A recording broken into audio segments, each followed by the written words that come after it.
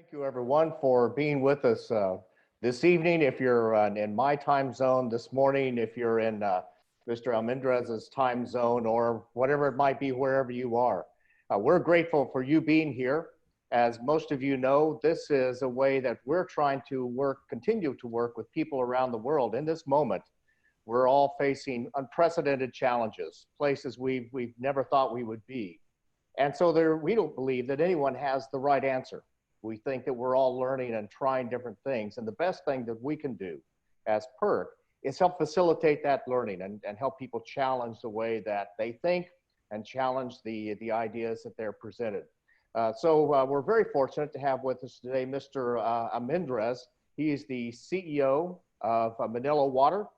We are really fortunate to have him. This is his second time with Manila Water. If you've seen his bio, you know that during his first time, he and the company won all kinds of awards for the effectiveness and the quality of work that they did. He went on from there to spend some time in senior levels of government and is now back as the CEO. And we're grateful that he is here to talk about the things they're doing. So I'm going to jump right into it. Mr. Almendras, tell us a little bit about what Manila Water is trying to do to address the pandemic, the challenges that you and the people of the Philippines are facing. Thank you, Mark. I think the biggest challenge is the consumption shift. When the lockdown happened, we had an idea what was going to happen. It normally happens to us during the Holy Week every year when nobody works and everybody goes home, which is demand shifts from the commercial office areas to the residential areas. We do have bigger pipes that go to the highly industrial commercial areas because consumption there is higher. So when the lockdown happened, we recalibrated the network to make sure that we are able to manage that. One is pressure management. Demand drops in the commercial industrial areas. Residential areas needed more water. We had to shift that. That's from the technical perspective, but also from the economic perspective, there's nothing like a good crisis that unites everyone. Prior to the crisis, we had our challenges with our political system. There were questions to the concession agreement that we had, but the crisis brings everyone to come together and work together. We work very closely with government. We work very closely with our regulator. We work very closely with the national government and the local governments. Everybody's trying to chip in to help solve the problem. But right now, we're happy that we're able to provide 24-hour, 7-day-a-week water. Our customers are happy. There's constant supply despite the water supply challenges that we had last year. This year, we were supposed to have challenges, but overall, for our area alone, we're seeing lower demand on certain. In the initial phase, we saw a drop of about 100 MLD, and it peaked at about 120 MLD. And I think people have gotten used to being at home and doing things in a lockdown scenario. Consumption has started coming up again. And of course, the summer months, hotter season, consumption is going up again. People tend to water their gardens a lot more these days if they're not really doing too much at home. So we're coping. We're making sure that for hygiene, for sanitation purposes, we're really there. Where we work with government very closely is one, for example, there are checkpoints or lockdown checkpoints that have been set up.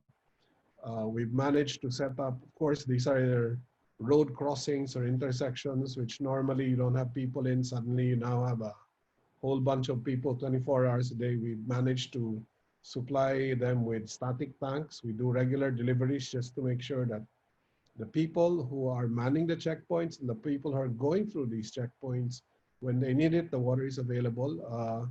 We're working with a public works agency, so I identified certain critical areas, and we're again supplying water. The second major focus is hospitals. This pandemic is stressing our hospitals significantly. So in Manila Water, we have a battle cry, which is no hospital dry. So we're making sure every hospital is supplied with constant water as they need it. There are new temporary hospital facilities being put up. We are addressing that too. We're even studying now how to build portable slash instant shower areas. You know, some big stadiums are being converted to medical facilities, and some convention centers that did not have showers but have toilets. So now that we're going to have patients, we're going to have doctors staying there, we need to provide shower spaces. So we're trying to address that ourselves. Water will be provided, but we're now also studying how to we have a model, which is we're going to put up a tent with 10 shower stalls in it, which is, if we can make it work, then we can provide these facilities in all the areas that they will be needed. I'd like to spend a little bit more time on what you were just talking about, because I think it would be very easy for a water utility to view its job as getting water out of the pipe into a person's home, business, and leave it there. But you don't seem to take that perspective. You seem to think that it's your mission to make sure people have water where they need it, whether it be in bottles at these checkpoints, making sure that the hospitals always have everything they need, setting up the showers. That's a water service perspective as opposed to a water function perspective. Tell us more about that, please. We've been through tough times, especially last year. There was a major shortage the summer months. We did have very massive water interruptions. But you need to understand that the Philippines has what, 20 typhoons a year. We have earthquakes. We have quite a number of disasters, and I'm sorry to say it this way, we've sort of actually, as a country, budgeted that into our lifestyle. So when you have that kind of a disaster that regularly happens, you learn to cope with certain measures. Like we have we have portable toilets, we have emergency filtration facilities. I have portable filter plants that can filter the dirtiest water into drinking water. And we locate all this in certain areas because every now and then there's an earthquake that may disrupt water supply. So I think it's an attitude thing. Yes, it may not be traditionally part of a water company to do that, but if you were in a water company or a service provider or utility in a country like the Philippines, which is blessed with so many disasters on an annual basis, you tend to get ready for those things. Also, we have a foundation. We have Manila Water Foundation, which goes across. Like, one of the important things about coping with coronavirus is washing hands. Now, we've had a hand washing promo in schools for almost like 12 years now. So we even have videos, we have materials, and we go to schools, to private and public schools, grade schools at that, and teach the children why it's very important to wash hands.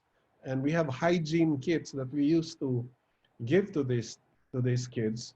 A hygiene kit composed of a toothbrush, a toothpaste, a small face towel, and soap. And we have this on stock because it's part of we call it our social responsibility to encourage that. So suddenly with this event, this pandemic, we're zero inventory. We distributed it, but instead of giving it to small kids, we delivered it to hospitals. We delivered it to frontline workers. We delivered it to temporary shelter for the sick because, I mean, people can't move around as much as they used to. One of the things that strikes me as I listen to you talk is that you're asking the people of your company and you're working with people across boundaries to doing things that they've never had to do before, at least in different ways, and people working in different ways. What are the keys to providing the leadership that your company needs and the people you work with needs so that you can all be successful in this work? Admittedly, we've never been in a pandemic situation. The nice thing about a typhoon is it hits you for 2 days, 3 days, and after that, everybody gets to go out, do everything that needs to be done, clean the streets and all that. Or even an earthquake, it hits you and then moves on. The disaster, which I felt was very challenging, was last year's volcanic eruption, where we didn't know how long it was going to last. So we had what, I had about 40 water tankers just moving around 2 provinces because we weren't sure just when it would stop. This one is very different. We're all locked down. We're about 1,400 in the company. About 400 people on any given day is outside, either in a pump station, a filter plant, a wastewater facility, a lift station. And we need people out in the field. So this is where government and us cooperated. They literally gave us a blanket exemption. If you have a Manila Water ID, you can get through checkpoints. You're allowed to move on. But it took a few days for the local governments to be informed of that national government decision. So number one, we're making sure we're in touch with everybody. I mean, every morning we have an IMRT meeting where close to over 100 people come in. We talk about the issues of the day, water levels in the dams, pressures, filter plant performances, output, consumption. We do real-time tracking of our supply situation. We discuss customer calls and almost everything. We're making sure, I think the battle cry in our part is engagement. We have our HR team who are working from home but are calling every single employee. They have a budget of having to call X number of employees every day. We engage with them, what's happening to their families, how they're doing. We have to prioritize who goes out and who doesn't go out. So very recently we decided the only people below 50 years old can go out. Why? Because we've seen one of our more senior guys who turned positive for the virus is a lot more complicated. And yet we've had young people who were infected but seem to be handling it well. So that's one. The second criteria is if you do have a precondition, if you have asthma, pulmonary condition, a heart problem, we make sure you don't go out, you stay home. We've had to retrain people, re-equip. We had old people whose skill sets were more for the field, but now need to stay home. And we have young people whose old roles could be work from home, but since we need them up front, we've had to shift. So we've recalibrated, we're trying to recalibrate the skills, making sure that the field work, we will have the younger people, the younger members of the team ready for that kind of field work. We deal with each employee as an individual. We talk to them individually. We don't force people to go out. I am very proud of the fact that there was no hesitancy when a manager or a supervisor or a group director tells somebody, can you go out and take care of this pump station? I mean, we did not hear somebody say, I don't want to do that because it's dangerous for me. I think there was an overwhelming sense of voluntarism that's there. Maybe inherent to the culture of a Filipino. I'd like to think it is part of the culture of the company. We step up when we are called to. And every disaster we've been through, that has proven itself. I like the way that you use the rallying cries to focus people. I think that's a really important lesson in leadership. And I'd spend more time on it, but I'm almost out of my 15 minutes. So let me move on to the next question that I have. And that is, what are the keys to being able to work with government officials at this time when the politics have to be very intense? The pressures on them have to be quite high. And what are the keys to working well with them? The way I personally deal with the corporate office of the government agency that oversees us, I send a text message every morning. It's not a very long text message, but it's a summary of our operations.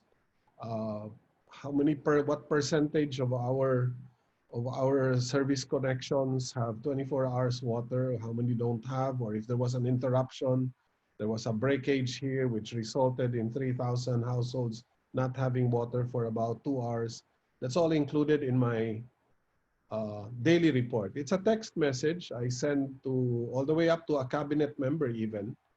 Anybody who's involved in the water sector gets that text message from me. So even if I'm not required to, I volunteer the report so that they get an impression of what's happening to us. And I do get messages from them. I get Viber messages, text messages, emails telling me, are we taking care of the hospitals? I reply, yes, we are. I said, As a matter of fact, in the next few days, we're going to try to increase pressure into some areas where we find consumption has picked up. And we're seeing correlation. Our operation center, we do have a lot of GIS tech going on. So we're seeing that in some areas where there's higher incidence and hospitals, in certain areas where there are more hospitals, demand has been going up. So we decided yesterday we're going to increase pressure in certain main lines that lead to these areas. So I think the critical thing is communication. Two, I'd like them to think of us as solutions provider, not problem creators. And we try not to complicate their own lives. I mean, yes, you're correct. The government system is under a tremendous pressure. I'd like to think that when they hear from me, they're happier with what I have to say. And when there's a problem, I'm also quick to respond to what their needs are. Like that request, we have police, we have armed forces, thousands of them manning checkpoints, and can only have X number of bottled water supply. I said, no problem. We'll provide static tanks, fill it with drinking water every day. I guarantee you they're going to have water to drink. So these things work for us. I'd like to just reemphasize two of the things that you said there. One is that one of the things that's really important to those in political office is that you make things work well. I learned that very early on in my career working in utility regulation, that's the politicians don't want problems from you. They want to make sure that things are working well. And then that you're very responsive and inform them. Because another thing that's really hard for someone in a political office is to be surprised. And Yeah. you're addressing that issue as well. Is there anything You know, more that you'd like to add in that yeah, no, space? I think the other thing is government politicians want to make sure your customers happy. So what did we do? First, when the lockdown happened, for very practical reasons, we said, there's no way for you to go to the payment center to pay for your water bill. So the first thing we did was to volunteer and say, look, we're going to give everybody a 30-day extension on the due date of your bill without penalty. So that's a big AR hit on me. My collection efficiency drops like crazy, but let's be practical. You don't expect people to take a risk being infected just to go to a payment center to pay for his bill. The second thing we had to do was, is it safe for our meter readers to be going out reading meters? No, we worked with a regulatory office who was graceful enough to allow us to do average billing. Now, the average billing is favorable to the residential areas because 2-3 months ago or 4 months ago, they did not consume that much water because they were in the office. I'm sure, as we are seeing today, residential areas are consuming more water than they used to. So because it's average billing, they're at an advantage. Of course, a few months down the line, we will correct that. But for the industrial users, for the commercial users, the malls that used to consume a few MLDs a day are now closed. And so they're not consuming water. So their worry would be, wait a minute, if you're going to average my billing, I'm going to be overpaying you because my consumption is going to be lower. So a very ingenious solution was proposed by our key accounts relationship managers, okay, which is, hey, take a picture of your water meter. We'll accept that for today. Anyway, if we did underbill you, we'll correct it in our next billing cycle, right? And so amazing, in 3 days, no, I think first 2 days, about 171 of our largest commercial and industrial users decided, yeah, why not? I mean, let's not argue. I mean, thanks to cell phone technology and every cell phone has a camera. So we're able to see that now, whether if they take a picture of a wrong meter, we'll be able to check that anyway. But the idea is it will be stabilized. So we address that concern. I think the care for the customer, the ability to respond to the customer is very important because when your customers are not happy, your regulator is not going to be happy. You don't want your customers to be calling your regulator complaining about things. Recently, we had an FCDA adjustment due. It was a downward adjustment. Of course, we could have said, no, let's postpone this or let's wait another time. But the regulatory office said, no, let's be fair, let's give a discount. So even if my accounts receivables are shooting through the roof, my collection efficiency is dropping, I still reduce We still implemented a reduction in tariff. Let's face it, this lockdown has a very heavy economic toll on households. Earnings are down.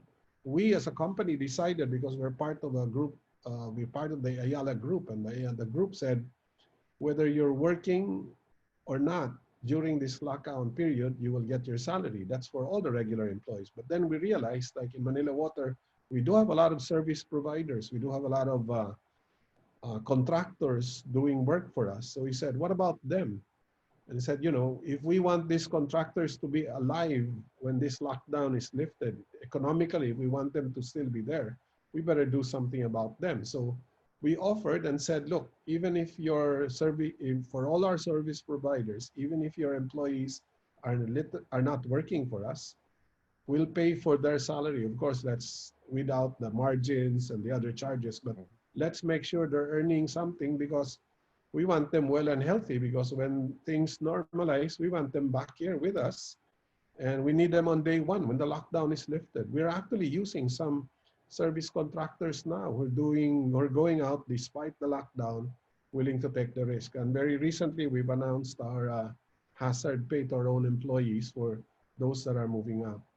So I'd like to think it's about being very aware of your ecosystem, your customer, your stakeholders, your suppliers, your service contractors. Our finance group did not stop, did not say, look, things are bad, we're not going to pay bills. No. We told all our suppliers, look, we want to continue paying you. If you can't come to us and pick up the check, and can you send us online invoicing? Can you do this? We'll credit your account. And if you think about it, that's also self-serving. Why? Because I want to make sure my chlorine supplier is healthy financially, because he's got to continue to import the raw materials. He's got to continue to operate, because I need to continue to be supplied that material every day. And I have no, I mean, you know, I cannot afford to say, you know, stop delivering for 1 month. No. And so we're making sure. So the funny thing is, our finance team, because they're all work from home, so now we're now even calling the suppliers and said, hey, where's your billing? Or are your check is ready for pickup? You can't pick it up, let us know, we'll credit your account. So keeping the activities going and very focused on your stakeholders and making sure their needs and requirements are addressed, I think is very critical at this time. That topic you were just talking about is one that comes up a lot so far in the webinars and just our other discussions. And that is trying to keep the utility financially viable during this time when the revenues are not coming in as strong as they normally are. And there may be some additional expenses that you have to worry about. You've talked a lot about how you are managing that. What's your advice to others that may not be in good financial health, or they're being directed by their government to lower their prices? What's your advice on how can they stay financially strong? I think it's all about value exchange. For example, people said, so where are you going to get the cash when your accounts receivable is growing? On the other side of the ball is, I have projects that had to be put on stop, right? I mean, the contractor said, look, my people aren't coming to work. So, I mean, there are areas where, well, in a time like this, clearly cash is king, and we've drawn on every possible line we can to make sure we're healthy and we're okay. I mean, we will get through this, but the idea is you need to have a very good understanding of flows and making sure that you know where you can save up, you know where you're going to be able to conserve cash, because in some areas you're going to have to spend a lot more. So like revenue, we know revenue collection is going to be down, but then there's also a slowdown in capex projects. There's also there's going to be a slowdown in billing from project contractors. And as you know, every water utility, capex is a very big amount. So yep. This is where you need very real-time data. As I said, I have a Mancom chat every day, Monday to Friday. the Mancom used to meet only once a week. Now we're meeting every day, just to make sure we're very balanced. Committees are meeting regularly. My CFO and I talk a lot these days. We're making sure. So collection is going down here, but then payouts over here. So you kind of want to keep that balance going. And it pays to have, a good reputation, I guess. I'm grateful to some bankers who, despite the challenges today, are still saying, push comes to shove, we'll be there for you. Okay, great. I just want to remind people that if you have questions, please put them in the chat box. I've still got a couple of questions. We're almost out of time, so I want to be sure to get to our audience questions if they have some. Rebecca, are you seeing questions? Because maybe my chat box is frozen.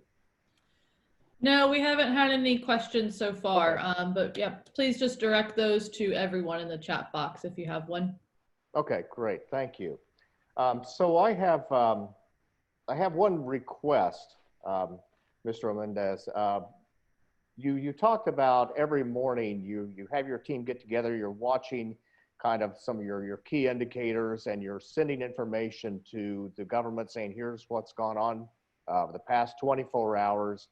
Could you have someone in your staff just send to us a list of things that you are watching every day? It doesn't have to be the whole list, but just what you're watching, because one of the things that we've discovered as we share across these webinars, people have a lot of interest in what each other is gathering. What information are you gathering? How are you sharing it? So I think people would value that quite a bit. If someone could just give us Yeah, sure. some general I'll send you idea. I'll send you a sample set of slides that's shown every morning. I'll send you a picture of what our ops room is like. We like going by rule curves. We like to, how do I say it? There's a rule curve for pressure. At a certain time of a day, this pump should be pumping this kind of a pressure, and so on and so forth. Or on a Monday, it's a different rule curve. On a Saturday, in the Philippines, Saturday is the peak water demand day, especially when the sun is out, because everybody wants to do their laundry on a Saturday. I think it's a habit. So a Friday night, we make sure all our reservoirs are full. We want to make sure all the pumps are ready for tomorrow, and things like that. And every day is a different day.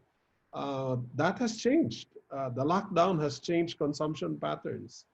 Residential used to peak only from 5 o'clock in the morning to 8:30. After that, demand goes down. But then over lunch, everybody's in the office. Now, residential's pumping me, what, 8 to 8. Everybody's at home. Everybody's doing something together while the commercial is dropping. So these are the things.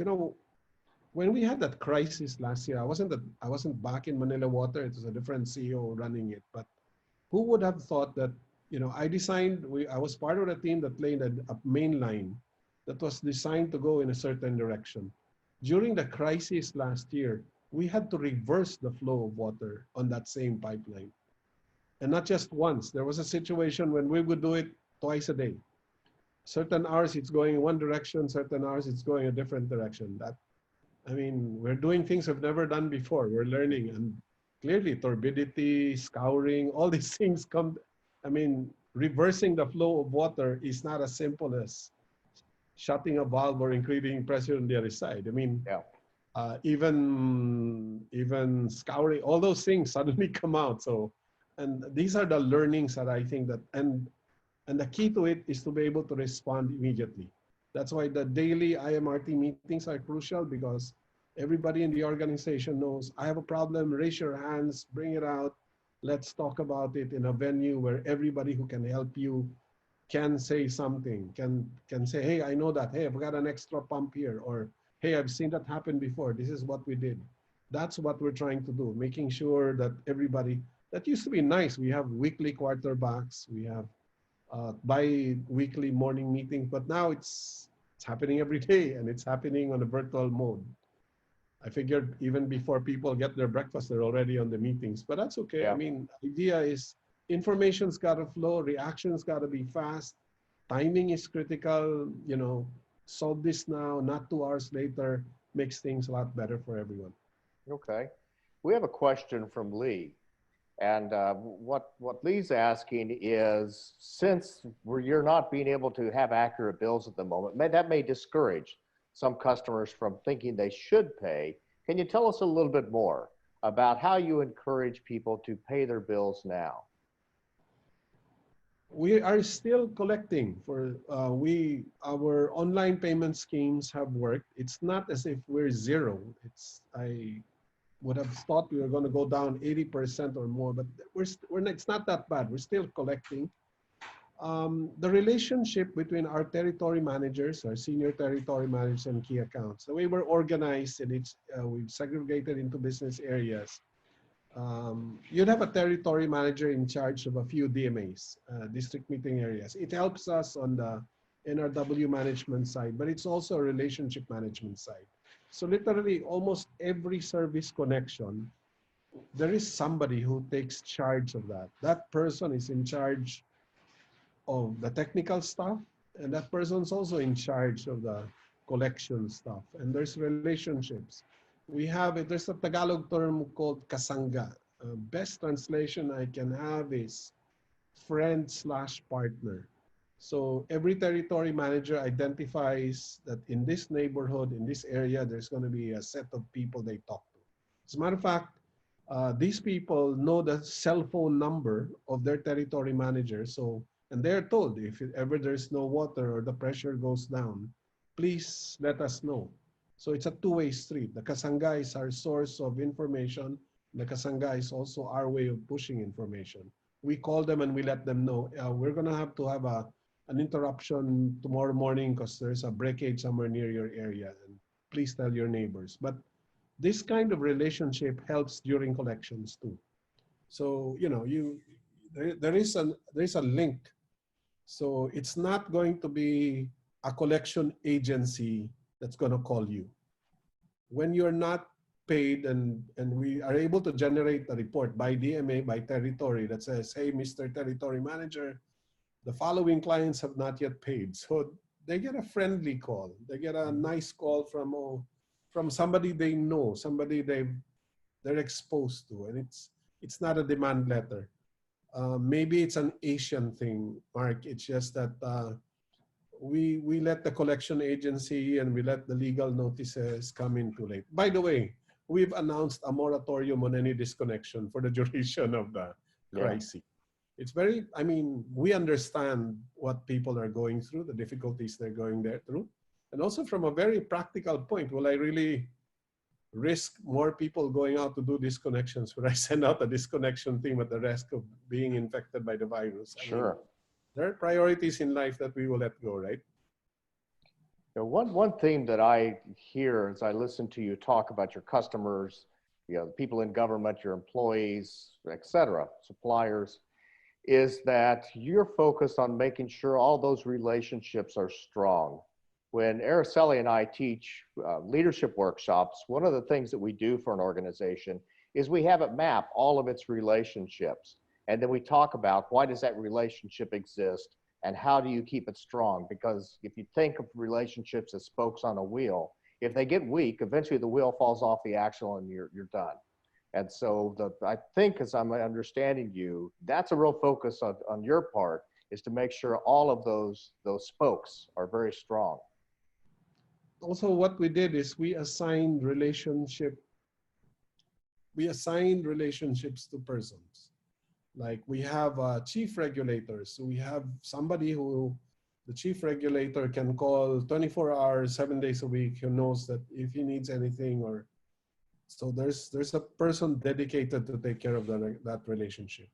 The corporate office, the administrator, he knows he can call me, or if not me, my COO, and things like that. So we have as you said, a map that says this relationship, who's in charge of it. We have a Metro Manila Development Authority, which is across several cities and municipalities. We have a different set of person dealing with that authority, and a different set of person dealing with the mayor, the vice mayor of this town, and it's a real relationship. As in, any problems, you call me, and that's part of the role.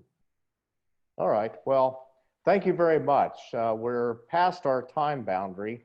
I'm not getting any more questions from the audience, so I'll thank you for all the time that you've given us, all the experiences that you've shared.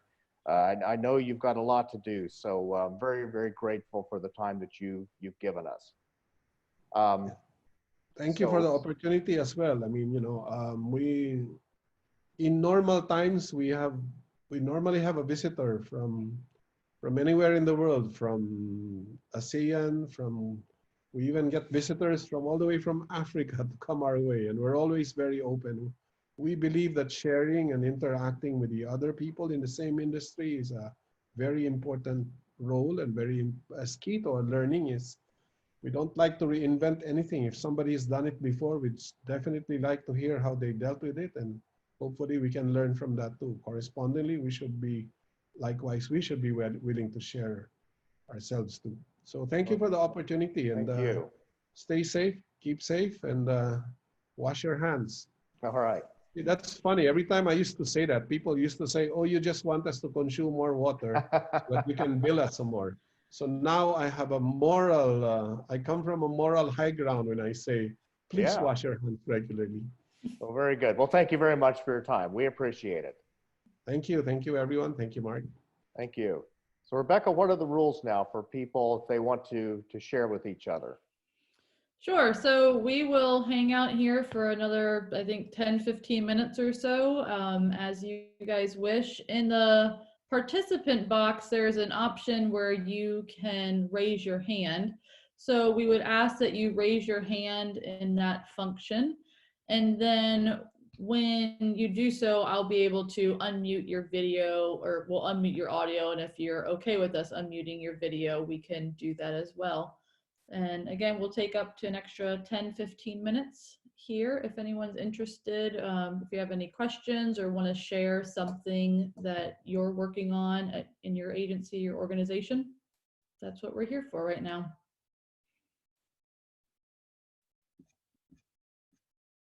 Seems like it's a quiet group. It is. It is. It's hard to tell where they are in the world, so they may be really late at night wherever they are. I have one question for the group, if somebody'd be willing to answer. Tell me something that he said that you really take away and say, I'd like to try that. I'd like to see that in my organization, in my country. What's something you saw or you heard that you just like to point to for everybody else's benefit?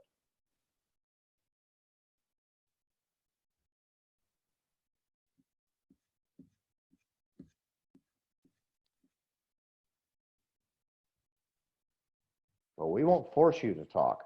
Now, if we were together physically in Gainesville, we would force you to talk, but we can't do that when we're all digital.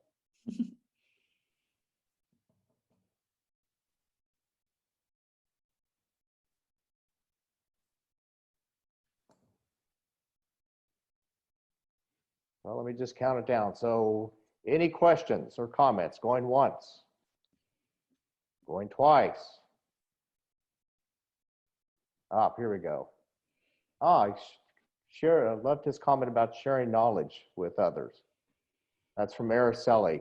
Yeah, the communication issue is just so key. I hear that over and over from all of you that are in the audience, how important it is to be able to just keep talking.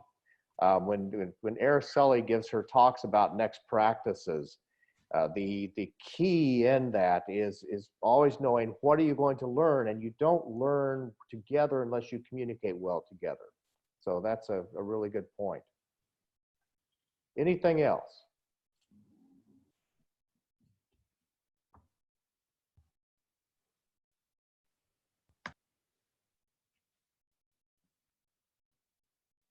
So Cindy raising her hand, or she?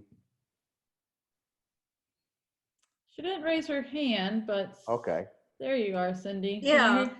The two things that I really liked, one is the every single day meeting at the start of the day and getting all the information possible. And the other thing I really liked was having people assigned to be the liaison with key government officials. So that government official knew they could always call this person and get information. Yeah, those are really good points. Thank you for sharing that.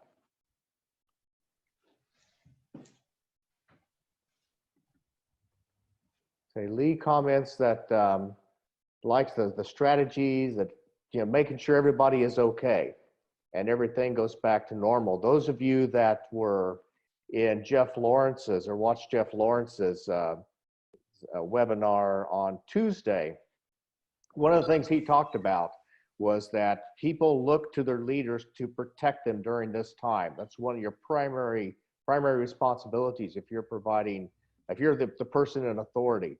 And this goes right to that. That's a really good observation, Lee. Thank you.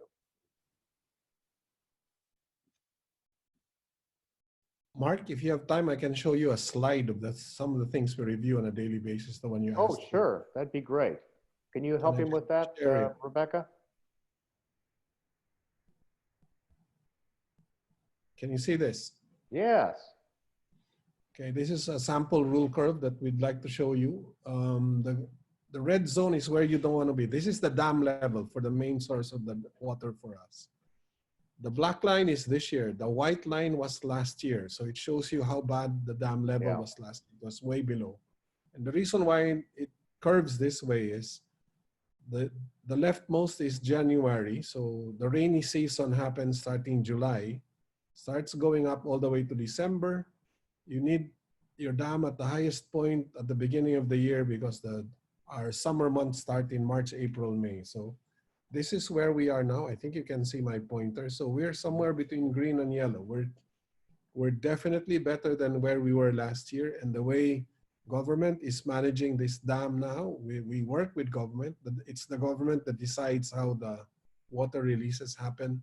We're saying we're not going to have the same problems we have last year.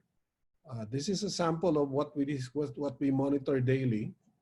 This is for another dam, production report, levels. It went up by 1 + 1, -1, 85 CMS, everything. This is a picture of what we call our command center. This is where we have people even during lockdown monitoring, and you'll see a lot of those rule curves. Some of those rule curves are reservoirs. Some of them are pumping stations, and some of those charts are pressure charts, not level charts. So you kind of get an indication at this time of the day, your pressure is supposed to be here, or at this time it's supposed to be here. And if it's not there, we need to know why, and we need to be able to react as fast as we can. So some more pictures really there, but I'll have somebody send you. We normally, this is the upper right picture. That's a normal morning meeting under normal circumstances, and people all over connect. Now there's basically 2-3 people in that room. Everyone is somewhere else on the virtual mode. So thank you for the chance to show that. I'll send you the other material. Yeah, thank you so much for doing that. I appreciate it. Okay, any other questions or comments before we close?